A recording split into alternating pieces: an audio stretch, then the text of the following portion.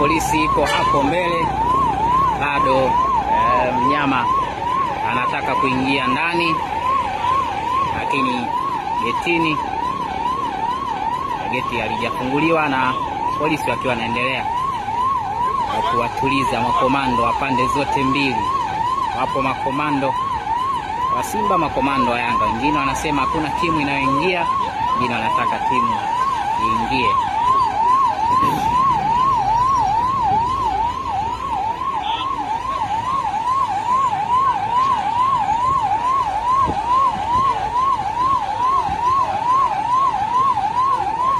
Nje ya uwanja mambo ndo kama hivi.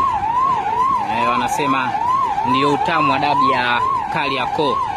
Kila mmoja anatetea maslahi yake, kuona yanaenda vizuri. Toka zamani tumekuwa tukisimuliwa na kuona watu huko pembeni wapo wakiwa wanaendelea kuangalia na kushuhudia kile ambacho kinaendelea hapa usiku huu.